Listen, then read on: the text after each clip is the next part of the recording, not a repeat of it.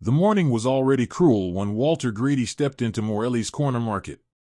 At 66, his body ached in ways he no longer bothered to name.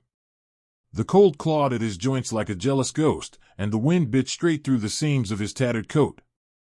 He walked slowly, cautiously, the way a man learns to walk after years of watching his every step in unfamiliar territory. The green canvas backpack he carried was a relic of another life, one with regulation straps and faded unit numbers, now frayed with age and memory. Walter had become a fixture in his Brooklyn neighborhood, though few knew his name. He was the quiet one, neither loud nor desperate, always courteous when approached, always vanishing before anyone could ask too much. He collected bottles from alleyways, returned them for coins, and accepted leftovers when they were offered without pity. Each morning, he carefully rotated where he slept, never blocking the same shopfront twice, never leaving trash behind. It was a quiet, deliberate code of dignity, maintained even as the world overlooked him. But Walter hadn't always been this shadow. He had once been Staff Sergeant Walter Edward Grady, U.S. Army, Bronze Star recipient, combat medic, and logistics commander. His career had spanned 21 years, 2 tours in Iraq, 1 in Afghanistan, countless hours spent under the sun's cruel eye or in the deafening quiet after firefights. He had saved lives, written letters home for the wounded, and once carried a bleeding comrade 2 miles on foot through enemy fire. None of that mattered anymore. In 2008, his wife Margaret, a kindergarten teacher with the patience of a saint and the stubbornness of a mule, fell ill. She complained of persistent fatigue, weight loss, strange bruises. The VA hospital misdiagnosed her symptoms twice. By the time they admitted their error, the cancer had metastasized. She was gone within 6 months. Walter sold their modest apartment shortly after, donated the proceeds to a children's charity Margaret had loved, and walked into the streets of New York without telling a soul. Sometimes it's easier to be nobody than someone who failed the person they loved most. The ache in his stomach had been building for days. He'd last eaten a cup of soup 2 nights ago at a church basement near Fulton Street. Since then, nothing but water and a crushed granola bar from a public park donation table. By the time he reached Morelli's, he could feel the weight of hunger not just in his stomach but in his limbs, his chest, his breath. The store was nearly empty, 2 customers near the refrigerators, an elderly woman by the canned goods.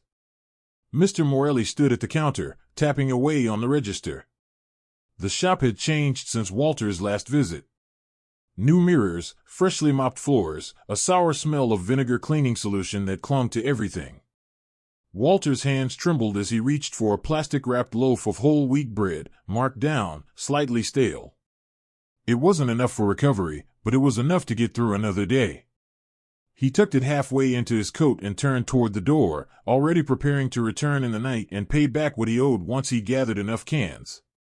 But Mr. Morelli had seen everything. "Hey! Stop right there." His voice cracked like AG*NSH*T in the quiet store. A woman gasped. Somewhere near the back, a shopping basket dropped to the floor. Walter froze. He didn't run. He didn't argue.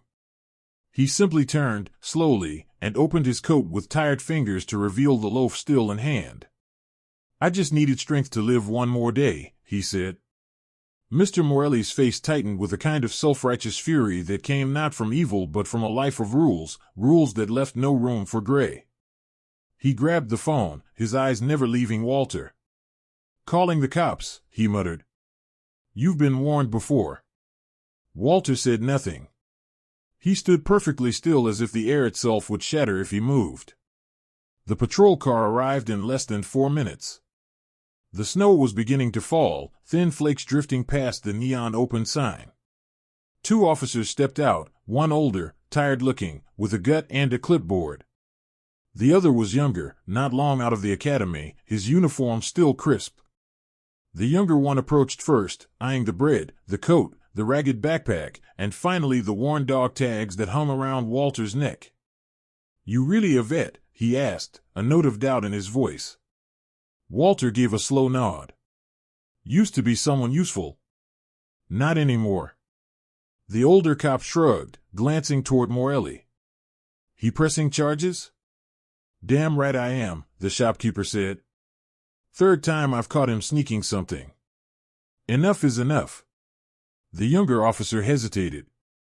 But protocol is protocol. He pulled out the handcuffs. Walter didn't resist. The metal closed over his wrists with a quiet finality. He was taken in like any other petty thief. At the precinct, Walter sat alone on a plastic bench beneath a flickering light. His public defender barely glanced up from a stack of files as he offered Walter a rushed explanation of what would happen next. Walter nodded. He wasn't concerned with outcomes anymore. The worst had already happened to him, years ago, in a sterile hospital room with Margaret's hand turning cold in his. His court date was set for the following morning. That night, he didn't sleep. The holding cell was loud, the cement bench colder than the street. He kept his hands tucked beneath his coat, dog tags pressed to his chest like a shield against memory. And when morning came, and the guards called his name, he stood quietly and followed them into the municipal courtroom. No family waited for him. No supporters. Just rows of tired clerks, distracted lawyers, and a few journalists who hadn't yet found their real stories for the day. Case number 47293. State versus Walter Grady. The prosecutor, young and polished, rose smoothly. The defendant was caught stealing a loaf of bread. Given his prior incidents and lack of fixed address, we recommend continued detention until trial. The judge, Michael Carmichael, was known for his efficiency. A man of few words, many rulings. He glanced through the file. Barely looked up. Mr. Grady, how do you plead? Guilty, Your Honor. There was a chuckle in the back row. The judge's eyes flicked toward the noise, sharp and irritated. He turned back to the file. Flipped a page. Then another. And then he froze.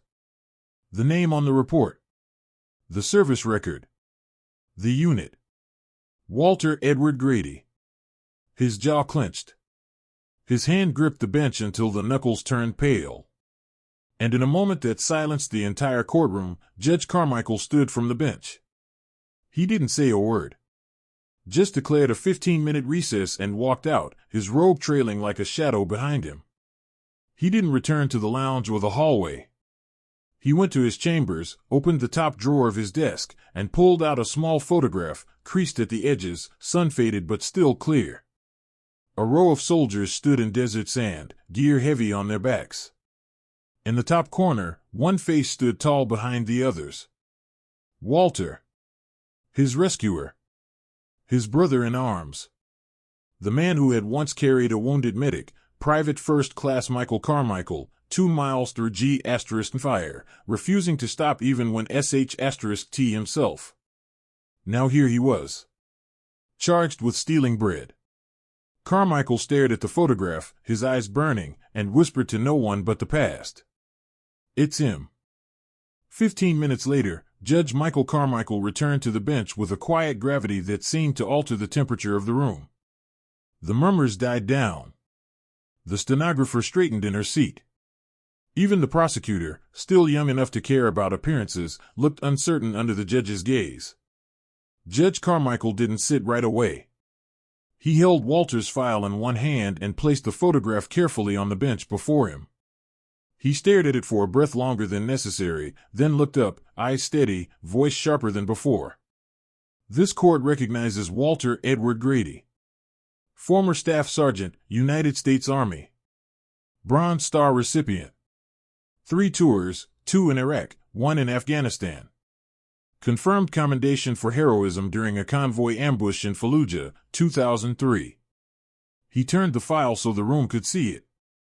The same man who once dragged a wounded medic across enemy territory while under active fire. The medic who now happens to sit in this chair, wearing this robe. A stillness filled the courtroom. The clerk stopped typing. Even the prosecutor seemed to shrink behind his polished briefcase. Walter remained seated at the defense table, unmoving, eyes lowered, as if the truth of his past no longer belonged to him. The judge exhaled slowly. This is not just another theft case. This is the story of a man who once served with distinction and honor. A man failed not by his conscience, but by a system that too often forgets its promises after the final salute. He turned his attention to the young prosecutor. "Do you still recommend detention, counselor?" The prosecutor cleared his throat, voice suddenly small. Your Honor, in light of new context, perhaps a diversionary program? Community service?" The judge nodded once, decisively. "Denied." The prosecutor blinked. "Denied, Your Honor? There will be no diversion, no community service, no sentencing." The judge's voice was firm. "Case dismissed. Effective immediately." There was a sharp intake of breath from someone in the gallery. Then the judge did something that no one expected.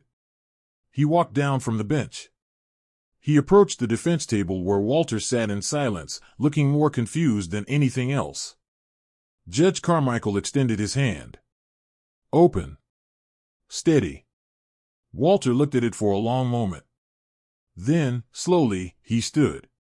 When their hands met, it was not a handshake of legal courtesy. It was the clasp of two soldiers, one who had saved, the other who had been saved. Judge Carmichael turned to the bailiff. "Escort Mr. Grady to the Veterans Liaison Office. Have them begin expedited housing and medical support process. And make sure someone gets him a warm meal." The bailiff, an older man with a Marine pin on his lapel, nodded with more than just professionalism. There was pride in it. Walter was led from the courtroom without cuffs. Without judgment. Without shame. He didn't speak. He didn't need to. Outside, the winter sun had brightened. The cold remained, but it seemed less cruel. That afternoon, a reporter from a local outlet who had witnessed the hearing posted a short story online titled "The Loaf, the Soldier, and the Judge." It included a photograph of the courtroom, snapped just as the two veterans clasped hands. The image went viral. Within 24 hours, the story was picked up by national news. Within 72, donations began pouring into a newly created fund in Walter's name, first established by a group of former soldiers who had once served under him. They'd never known what became of their sergeant. Many wept when they saw his photograph again. By the end of the week, Walter was placed in a transitional housing facility specifically for veterans.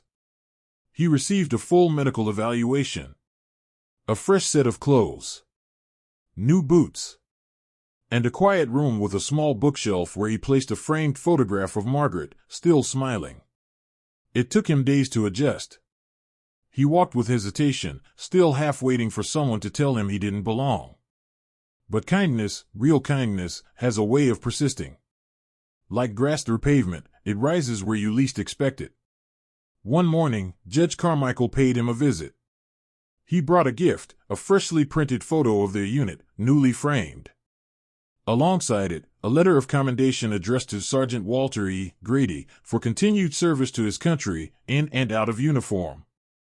They sat together for over an hour. Talked about deployments. About loss. About healing. No cameras. No press. Just two men with shared memory and time between them. Later that month, a small ceremony was held at Brooklands Veterans Memorial Hall. It was quiet, but not unnoticed. Community members came. Veterans. Journalists. People who had read Walter's story online and wanted to meet the man behind the moment.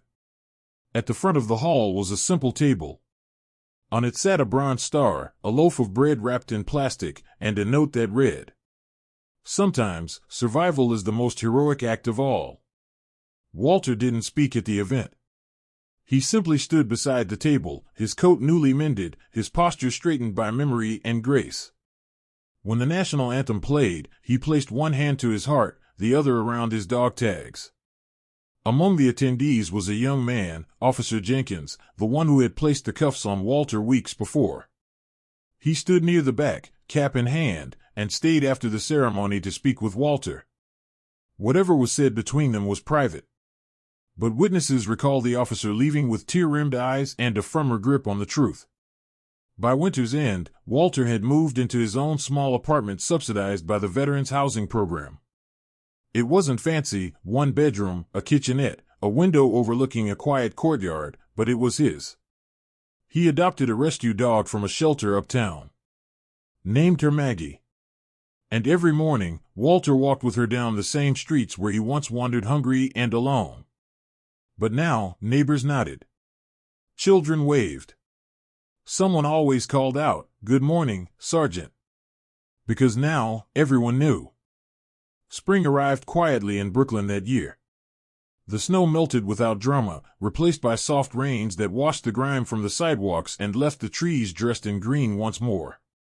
On one such morning, Walter Grady stood outside Morelli's Corner Market, the place where everything had started, or ended, depending on how one measured turning points in life. He wasn't there to confront or accuse. He stood with his hands tucked inside the pockets of a new brown coat, donated by the Veteran Outreach Center, and waited until the store opened. Maggie sat by his feet, her dark eyes scanning the quiet street with calm attention.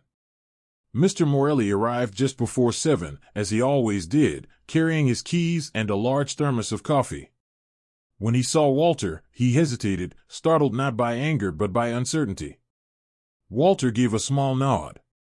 "Morning," he said simply. Mr. Morelli returned it, slower. "Morning." They stood in silence for a moment. Then Walter added, "I came to pay you back. For the bread." Morelli blinked. No, that's not necessary." Walter reached into his pocket and held out a folded $5 bill, worn at the edges but clean. "It is. You may not have known my story. Doesn't matter. I still took something that wasn't mine. The store owner didn't take the money. Not immediately." He looked down at the dog, then back at Walter's calm, lined face. "You're the guy from the news," he said quietly. Walter didn't answer. He let the silence speak, the way soldiers do when words can't cover the weight of what's been lived. Finally, Mr. Morelli reached out and took the bill, holding it like a fragile thing. "I'm sorry," he said. "Truly. I didn't know." Walter nodded again. "Most people don't. Not until they're shown." With that, he turned and walked away, Maggie keeping pace beside him. Not triumphant, not vindicated, just whole. It was enough. The news cycle moved on, as it always does, but the impact of Walter's story lingered far longer than anyone expected. Inspired by the public attention, a city councilwoman proposed a new initiative, Operation Welcome Back, a program aimed at identifying and assisting aging veterans experiencing homelessness in New York City. The first person she reached out to for advice was Walter. He refused at first. Said he wasn't cut out for politics or speeches. But she insisted they just meet for coffee. "You've already led people," she told him. "This is no different. You just need to point the way." It wasn't coffee that changed his mind, it was a letter. Delivered to his apartment by hand, it came from a 10-year-old student in Queens. Her class had watched the short documentary about him and discussed the meaning of courage. In pencil-scratched words and doodled stars, she wrote, "Dear Mr. Walter, you are my hero.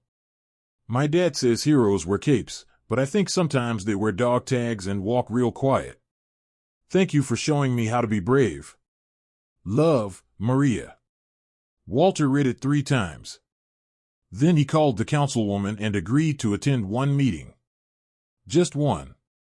That one meeting turned into 3. Then 6.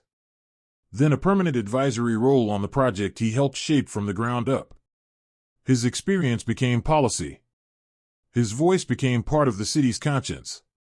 Morelli's Market became an unexpected landmark in the process. Tourists didn't visit, but local school groups came on field trips about community care. Mr. Morelli had placed a small plaque near the counter, subtle but sincere. "In memory of hunger, and the day we chose to listen." There was no mention of theft, no names beyond Walter's first. But people knew. And Walter, he still walked the streets. Still picked up cans out of habit, though now he donated them to other men and women still sleeping rough. He carried 2 sandwiches every Thursday to a spot beneath the overpass on 2nd Avenue, where he sat and listened to the stories others told only when they believed no one else would care. He always listened, because he remembered what it meant to speak and not be heard. One afternoon in early June, Judge Carmichael invited Walter to a private luncheon at the city's War Memorial Center. It wasn't official business, just a gathering of old soldiers, advocates, and a few city staffers. Over coffee and potato salad, the judge told a story. He spoke of a mission in Iraq, of a burning truck, bullets, screams, and the moment he thought he wouldn't live to see 30. And then, of being carried by a man with arms like iron and eyes like ash, who never once asked for thanks. "You never forget that kind of strength," Carmichael said, his voice faltering slightly. "And if you're lucky, you get a chance to return the favor." He stood, lifted a small box from the table, and approached Walter. Inside was a military challenge coin, emblazoned with a quote from Eisenhower on one side, and the insignia of the 3rd Infantry on the other. Carmichael placed it in Walter's hand. "For service," he said. "Then, now, and always." Walter's eyes didn't well with tears. He had long since spent them all. But something changed in his face, something quiet and profound. As if a lock had turned somewhere deep inside. A hush fell across the room. Veterans don't clap for each other. They nod. They stand. And one by one, those in attendance rose to their feet, caps in hand, silence speaking all that needed to be said. Walter didn't bow. He didn't gesture. He simply stood, hand over his chest, coin in his fist, and looked out across the room. It was the same look he'd once had standing in a convoy in the Iraqi sun, waiting for orders. Except now, he had become the order. The instruction. The example. And he carried it with grace. That night, back in his apartment, Walter placed the coin beside the photo of Margaret. Next to it, he laid down the letter from Maria, gently refolded. Maggie rested at his feet as he settled into the chair by the window. Outside, children played in the courtyard, and the sky turned gold over Brooklyn. He didn't say a word. He didn't need to. Because in that stillness, there lived the full weight of the story, the hunger, the handcuffs, the courtroom, the bread, the girl, the judge, the coin, the silence. And above it all, one simple truth. Kindness without question is enough. Autumn returned the way it always did, softly at first, then with a quiet insistence. Trees along the edge of Prospect Park turned amber and rust, and the air carried that first crisp bite that hinted at winter not far behind. Walter Grady marked the season by the way his dog Maggie preferred to sleep curled tighter at his feet, by the rustle of leaves in the gutter near his building, by the way sunlight seemed thinner through his kitchen window. He'd been in his new apartment almost a year now. It still surprised him sometimes, having keys, a mailbox with his name, a coat rack by the door. Every morning he folded the same wool blanket over the arm of his chair, checked the leash, and walked Maggie through familiar streets. Children waved now. One even called him Mr. Grady. The old man who used to be invisible had become something different. One Thursday morning, a letter arrived in the mail, a formal envelope, addressed by hand. Inside was a single-page invitation. The Office of Veterans Affairs cordially invites Mr. Walter E. Grady to attend the dedication ceremony of the Path of Honor Memorial Garden, in recognition of veterans who have continued their service in civilian life. He almost didn't go. Crowds still made his skin tighten, and speeches still felt like things meant for other men. But when he opened the closet to hang the letter inside, a photograph fell out, one of Margaret, holding a school fundraiser flyer, smiling with a kind of joy that said she believed in small things done with great love. So he went. The ceremony was held in a newly restored park nestled between city buildings, once overgrown, now full of life. Dozens of people had gathered. Veterans in uniform. Young people from local schools. Families who had brought flowers to lay at the stone wall where names had been engraved. Walter's name was not on the wall. It was beneath a tree. A single bronze plaque had been mounted beside a newly planted oak, and it read, "For the quiet strength that feeds a nation." In honor of Staff Sergeant Walter E. Grady. He stood before it without ceremony, without bowing his head, just letting his eyes trace the inscription. Then he sat on a nearby bench while others moved around him. A few people came up to shake his hand. A child offered him a drawing, a stick figure man with a big green backpack and a brown dog beside him. Someone snapped a photo. It spread again. But Walter didn't see the reposts or comments this time. He was too busy living. In the weeks that followed, he was invited to speak at schools and shelters. At first, he declined every one. Then, one night, a young man named Caleb approached him outside a soup kitchen. He was 19. Too thin. Fresh bruises under his shirt collar. He asked, "Are you the guy who stole bread and got a medal for it?" Walter didn't laugh. He just nodded. Caleb looked down. "Is there a way back from everything?" Walter placed a hand on the boy's shoulder. "There is. But only if you don't walk it alone." That was when Walter realized something had shifted, not just around him, but within. He began showing up at those speaking invitations. Not with speeches, but with stories. Simple, measured recollections. What it felt like to watch someone die and not be able to stop it. What it meant to wake up every morning and choose to keep going, even when nothing made sense. How kindness, small, invisible kindness, had saved him more times than he could count. He told the story of the bread. Of the judge. Of Maggie. Of Margaret. At one event, a child raised her hand and asked, "Did the dog know you were sad?" Walter smiled. "She knew before I did." The memorial garden became his second home. He visited weekly, tending the small bed around the plaque, pulling weeds, replacing wilted flowers. One day, someone had left a small loaf of bread wrapped in a red cloth beneath the tree. No note. Just the bread. Walter picked it up and held it for a long time. He never found out who left it. But he took it home, placed it on the table beside his folded coat, and lit a candle. That night, he dreamed of the desert, not the fear, but the calm silence after the firefight. The sound of wind moving across sand. The voice of Margaret humming a song in the kitchen. And Maggie beside him, alert and still. Years passed. And when the day came that Walter Grady did not show up at the garden, people noticed. The plaque became a place where visitors began leaving folded notes and tokens. Bread. Dog treats. Photographs. Military coins. The local paper ran an obituary, a simple piece with a black and white image of a man standing beside a tree, a dog at his feet, hand over his heart. There was no family listed, but there were hundreds at the memorial service. Teachers. Soldiers. Judges. Shopkeepers. Children. The officer who had once cuffed him stood in the back row, cap in hand. And on the front row sat a quiet girl, now older, who once wrote a letter in pencil and stars. Maria. She was now a student at Columbia, studying social work.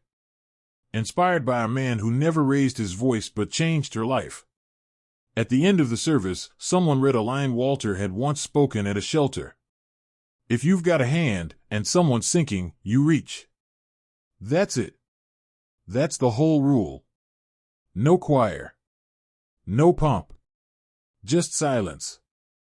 And in that silence, like rain on glass, lived everything he had ever meant to say.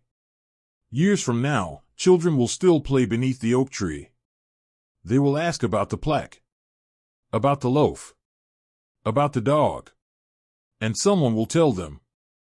He was a man who had nothing, and gave bread. He was a soldier who asked for no medals, but left behind a garden. He was forgotten. Then remembered. And in the end, he reminded us all.